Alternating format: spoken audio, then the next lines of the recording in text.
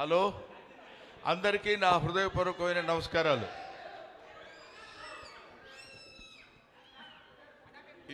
ఈరోజు ఇక్కడ జరుగుతున్న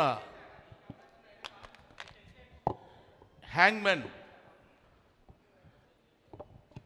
ఈ ఫంక్షన్కి నన్ను చీఫ్ గెస్ట్గా పిలిచారు. అవునా? చాలా చీప్. ఏంటి? ఓహో, చీఫ్ గెస్ట్గా పిలిచారు. నేను చీఫ్ గెస్ట్ అని ఎందుకన్నానంటే నోరు తిరగకనలేదు. ఏదో అలా ఇటు నుంచి అటు వస్తే కారు వేసుకుని ఇక్కడికి వస్తే మేము ఇక్కడ ఉండి మిమ్మల్ని రిసీవ్ చేసుకుంటాం, మీరు వెళ్ళిపోవచ్చు, 3:45 4 o'clock ఇక్కడ ఉండండి అని చెప్పారు. అది చాలా ఆనందకరమైనటువంటి విషయం. దాన్ని చీఫ్ గెస్ట్ అంటారు, చీఫ్ గెస్ట్ అంటారో నాకు తెలియదు. ఈయన రియల్ హ్యాంగ్ మ్యాన్ అన్నారు. ప్రభాకర్ గారు రావాలి. ఎందుకంటున్నానంటే ఈ రియల్ హ్యాంగ్ మ్యాన్ అని ఈ వ్యవస్థ అతి త్వరలో నశించిపోవాలని కోరుకుంటున్నాను. ఐ సిన్సియర్లీ విష్ గాడ్ ఈ వ్యవస్థ ఉండకూడదు.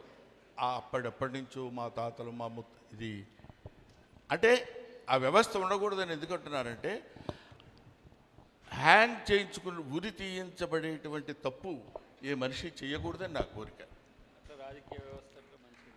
అదే రాజకీయ వ్యవస్థ, అన్ని వ్యవస్థలు, సాంస్కృతిక వ్యవస్థ, రాజకీయ వ్యవస్థ, ఆర్థిక వ్యవస్థ, అన్ని రకాల వ్యవస్థలు సరైన పద్ధతిలో పనిచేసినప్పుడు ఒక మనిషిని ప్రాణం తీసేటువంటి శిక్ష విధించేటువంటి స్థితి ఏ మానవుడికి రాకూడదు.